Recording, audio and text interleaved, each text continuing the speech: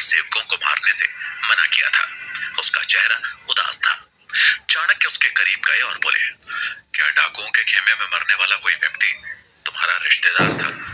ये सुन उस आदमी की आंखें फटी की फटी रह गई। उसे समझ में नहीं आ रहा था कि वो क्या जवाब दे। उसे इस बात की उम्मीद नहीं थी। वो घबराते हुए बोला, नहीं तो कोई नहीं है वहां हमारा। कैसी बातें कर रहे हैं आप? डाकुओं के खेमे में मेरा आदमी क्या करेगा? चाणक्य उसकी तरफ देखते हुए बोले, मेरी आंखें कभी धोखा नहीं खा सकती।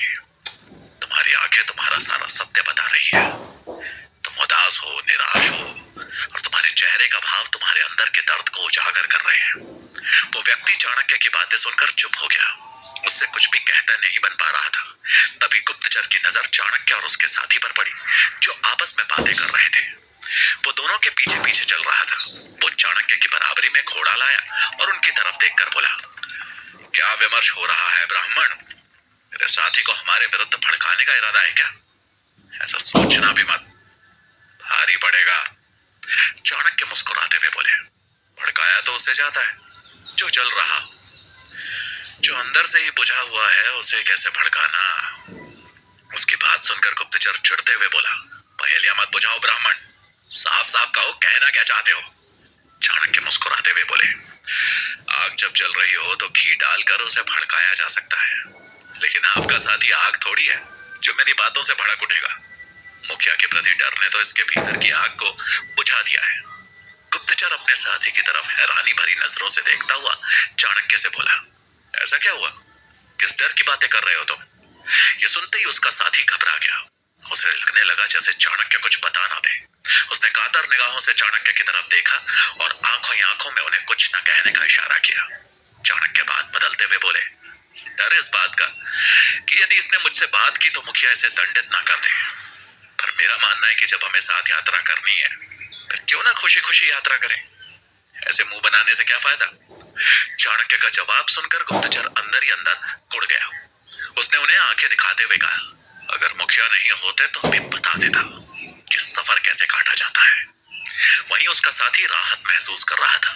चाणक्य उसकी तरफ देखकर मुस्कुरा दिए। गुप्तचर ने अपने साथी की तरफ देखकर गुस्से में कहा, यहाँ रिश्ता जोड़ने या ज्यादा खुश होने की जरूरत नहीं है, रास्ते पर ध्यान दो। इतना बोल उसने घोड़े की लगाम खींची और काफिले में सबसे पीछे हो गया। उसके पीछे जाते ही मुखिया के साथी की नजरें चाणक्य से मिली, जैसे वो उनसे कुछ कहना चाहता हो।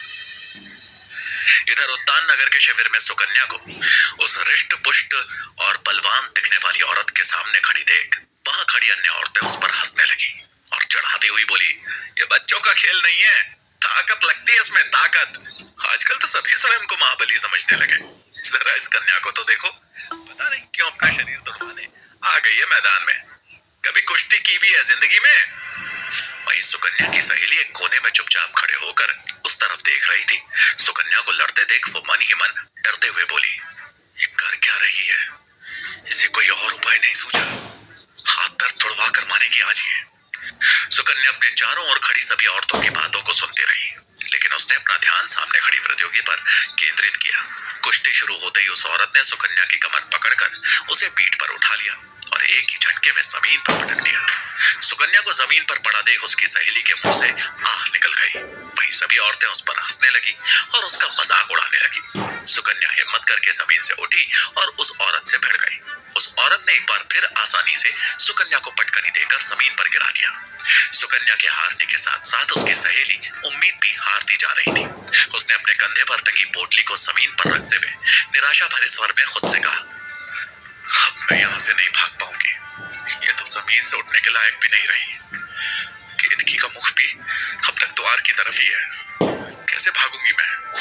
तो उदास हो सुकन्या की कुश्ती देखना छोड़ शिविर के अंदर जाकर बैठ गई। उसे अंदर ही अंदर सुकन्या के उपाय पर गुस्सा भी आ रहा था और खुद को कोस भी रही थी। वहीं लगातार 2 पटकनी खाने के बाद सुकन्या का सारा गुस्सा 7वें आसमान पर पहुंच चुका था, जबकि सामने वाली औरत शांति से उसे मुस्कुराकर देख रही थी। सुकन्या उसे देखकर मन ही मन चिढ़ती हुई बोली, अभी इसकी मुस्कुराहट गायब करती हूँ। वो हिम्मत करके जमीन से उठी और अपने वस्त्रों से मिट्टी झाड़कर फिर से लड़ने को तैयार होने लगी। तभी बीच में केतकी बोल पड़ी, कुश्ती तुम्हारे बस की बात नहीं है कन्या, क्रोध से कुश्ती नहीं जीती जाती। अपने अहंकार को काबू में करो और जाओ यहाँ से। केतकी की बात सुन सुकन्या के अंदर चिढ़ पैदा हो गई। उसने सामने वाली औरत को तैयार होने का मौका भी नहीं दिया और उससे भिड़ गई। कुश्ती मैदान में एक बार फिर से शोरगुल मचना शुरू हो गया था। सभी औरतें उस बलवान औरत का नाम लेती हुई उसका हौसला बढ़ाने लगी। जब शोरगुल की आवाज सुकन्या की सहेली के कानों में पड़ी तो वो आश्चर्यचकित होकर शिविर से झांककर देखने लगी। सुकन्या को फिर से उस औरत से भिड़ते देख उसके मन में आशा की किरण जागी। उसने फिर से अपनी पोटली कंधे पर उठा ली। वहीं कुश्ती के मैदान में देखते ही देखते सुकन्या ने सामने वाली औरत के पैरों में अपना पैर फंसाकर उसे जमीन पर गिरा दिया। उसने उठने की कोशिश की लेकिन उससे पहले ही सुकन्या ने उसका पैर पकड़ उल्टा कर अपनी पीठ पर उठा लिया और जमीन पर पटक दिया। कुछ पल के लिए वहां सन्नाटा सा छा गया, जबकि सुकन्या की सहेली के चेहरे पर खुशी की लहर दौड़ पड़ी। उसने मन ही मन कहा, अब तो केतकी को मैदान में आना ही होगा। सुकन्या से एक पटखनी खाने के बाद वो औरत गुस्से में भड़क उठी। वो फुर्ती से सुकन्या की तरफ दौड़ी। सुकन्या फिर से तैयार थी। उसने उसका बायां हाथ पकड़ा और जमीन पर जोरदार पटकनी दी। उसने अपने ऊपर हुए वार को विफल कर लगातार 3 पटकनी उस प्रतियोगी को दे दी। प्रतियोगी उठने के काबिल भी ना रही। सभी आश्चर्य से सुकन्या को देखने लगी थी। किसी को भी अपनी आंखों पर विश्वास ही नहीं हो रहा था। जमीन पर पड़ी उस औरत ने एक बार फिर से उठने का प्रयास किया, लेकिन उसकी हिम्मत जवाब दे गई थी। वो वहीं लेट गई। अब सुकन्या को किसी तरह केतकी को गुस्सा दिलाकर उसे मैदान में उतारना था, ताकि उसकी सहेली इस मौके का फायदा उठाकर वहां से भाग सके। वो निडर होकर केतकी के पास गई और उसकी आंखों में आंखें डालकर कहा, क्या कहा था आपने? भोजन करके आओ। मैंने तो बिना भोजन के ही आपकी शिष्या को हरा दिया। अब क्या कहेंगे आप? केतकी बोली, इतना घमंड अच्छा नहीं होता है। सुकन्या बोली, मैं घमंड नहीं कर रही हूँ, परंतु आपको अपनी शिष्या के बल पर सारा घमंड था। अब अगर आप चाहें तो स्वयं को भी आजमा सकती है। केतकी गुस्से में उसकी तरफ देखती हुई बोली, धमकी दे रही हो मुझे? सुकन्या शांति भरे लहजे में बोली, नहीं, चुनौती दे रही हूँ। अगर आपको स्वयं पर विश्वास है तो आ जाइए मैदान में, दो हाथ कर ले। एक छोटी सी कन्या के मुंह से चुनौती भरा शब्द सुनकर केतकी को गुस्सा आना तो स्वाभाविक था। अगर वो उससे नहीं लड़ती तो वहां खड़ी अन्य औरतें उसे कमजोर समझने लगती। वो सुकन्या से लड़ने मैदान में उतर गई। इधर सुकन्या की सहेली कोने में खड़ी होकर उसकी हरकतें देख रही थी। वो मन ही मन खुश होती हुई बोली, वाह सुकन्या, आखिरकार तुमने अपना कार्य कर ही दिया। इधर जैसे ही केतकी ने मैदान में प्रवेश किया और सुकन्या के सामने अपने दोनों पैरों को जमीन पर जमाया, सुकन्या की सहेली को शिविर से भागने का रास्ता मिल गया। वो मुख्य द्वार की ओर बढ़ी। उसके लिए अब मुख्य द्वार पर सैनिकों का खतरा था। वो बस उससे पार निकलने का मौका ढूंढने लगी। जैसे ही सुकन्या और केतकी के बीच कुश्ती शुरू हुई, केतकी ने सुकन्या को एक के बाद एक पटकनी देनी शुरू की, लेकिन सुकन्या कहाँ हार मानने वाली थी। जितनी बार केतकी उसे पटकती, उतनी बार सुकन्या दुगनी हिम्मत से उसके सामने आ खड़ी होती। सुकन्या की हिम्मत देख सभी हैरान थे। सुकन्या की सहेली ने देखा मुख्य द्वार पर खड़े सैनिक भी केतकी और सुकन्या की कुश्ती देखने के लिए कुछ कदम आगे आ चुके हैं और उनका पूरा ध्यान उन्हीं पर है। केतकी का पूरा ध्यान अब सुकन्या पर आ चुका था। 2 और पटकनी के बाद द्वार वाले सैनिक मैदान के करीब आ गए थे। सुकन्या की सहेली के लिए यह सबसे अच्छा मौका था मुख्य द्वार से होकर भागने का। इधर सुकन्या ने केतकी का पूरा ध्यान अपने ऊपर लगा रखा था, पर खुद नजरें तिरछी कर मुख्य द्वार की ओर देख रही थी। सुकन्या ने जैसे ही देखा कि उसकी सहेली मुख्य द्वार से बाहर जा चुकी है, उसने एक बार फिर केतकी पे पूरी ताकत से वार किया, लेकिन केतकी ने उसका वार रोक उसे चारों खाने चित कर दिया। सुकन्या हार कर जमीन पर लेट चुकी थी। वो थक चुकी थी, लेकिन मन ही मन खुश थी कि उसकी सहेली चार दीवारी से बाहर निकलने में कामयाब हो चुकी है। सुकन्या कुश्ती में तो हार चुकी थी, लेकिन उसकी वास्तविक पराजय अब शुरू होने वाली थी। एक तरफ जहां उत्तान नगर में सुकन्या की योजना कामयाब हो चुकी थी, वहीं स्वर्णकार से मिल ताबीज लेने की अपनी योजना के विफल होने के बाद चंद्रगुप्त मंत्री शंभुनाथ से मिलने उनके घर जा पहुंचा। स्वर्णकार से राजमोहर न मिलने पर चंद्रगुप्त निराश था। उसने चुपके से शंभुनाथ के घर में प्रवेश किया, लेकिन वहां सन्नाटा देख उसे बहुत आश्चर्य हुआ। उसने पूरा घर छान मारा, लेकिन मंत्री शंभुनाथ उसे कहीं नहीं दिखे। अपने मन ही मन सोचते हुए उसने कहा, मंत्री शंभुनाथ इतनी रात गए कहाँ जा सकते हैं? कहीं राज्य के किसी कार्य में तो नहीं फंस गए? उसे उस दासी की चिंता सताने लगी थी। उसने खुद से कहा, अगर मंत्री शंभुनाथ उसके लिए कुछ न कर पाए तो मैं क्या करूं? फिर अचानक उसे एक युक्ति सूझी और वो तुरंत शंभुनाथ के घर से निकल गया। मगध के महल में राजकुमार पब्बत अपने कक्ष में इधर उधर टहल रहा था। उसके मन में चंद्रगुप्त को अब तक ना पकड़ पाने की निराशा भी थी और उसे पकड़ने की बेचैनी भी। उसके लिए चंद्रगुप्त को किसी भी कीमत पर पकड़ना बहुत जरूरी था। उसके बारे में सोचते हुए पब्बत को इतना गुस्सा आया कि उसने एक मेज पर रखे पानी के घड़े को पैरों से जोर की ठोकर मारी और वो घड़ा जमीन पर गिरकर चूर चूर हो गया। पानी पूरे कक्ष में फैल गया।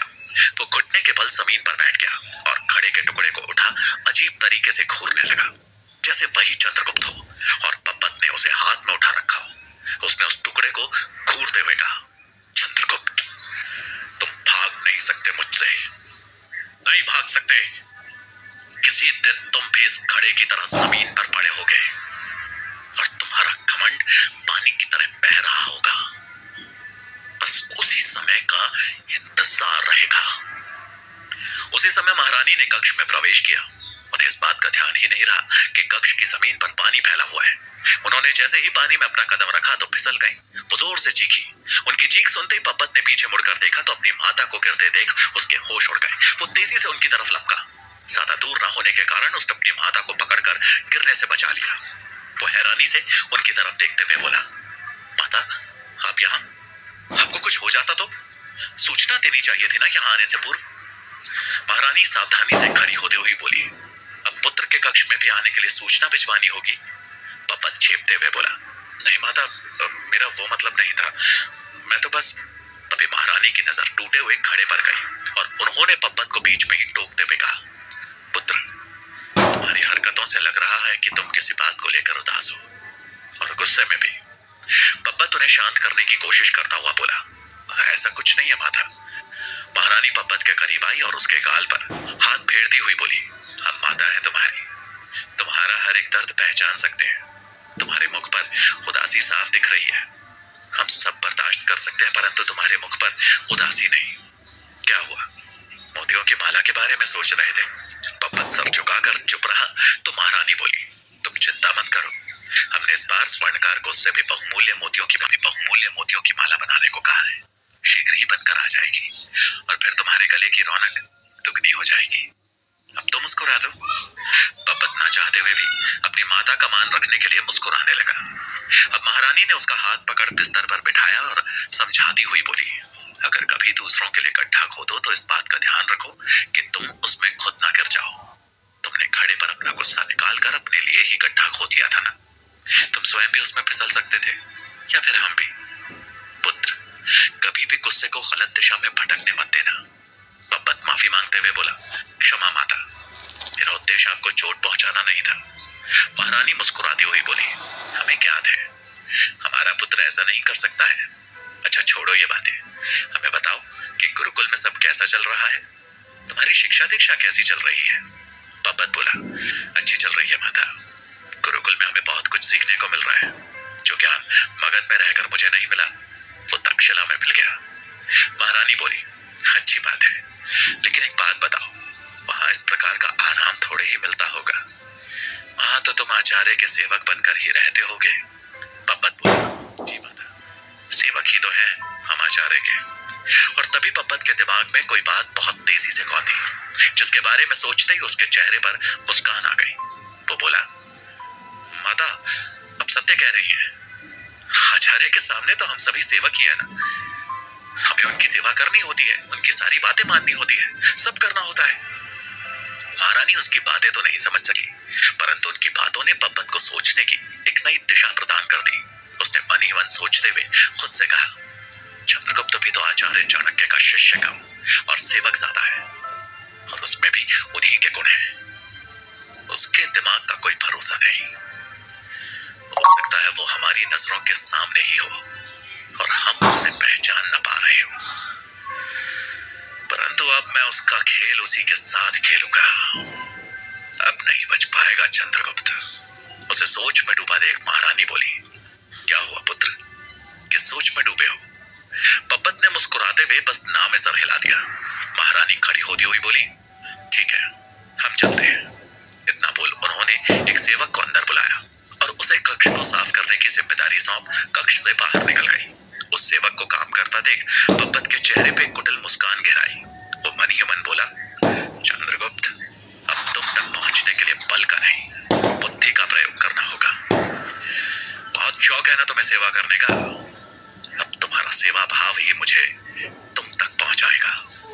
ये सोच पप्पत एक बार फिर मुस्कुराने लगा। आखिर कौन सी नई योजना जन्म ले चुकी थी पप्पत के दिमाग में। गुप्तचर और उसके मुखिया की कैद से निकलने के लिए क्या होगा आचार्य चाणक्य का अगला कदम? क्या सुकन्या का अपनी सहेली को शिविर से भगाना उसकी सबसे बड़ी भूल थी? जानने के लिए सुनिए चाणक्य का अगला भाग सिर्फ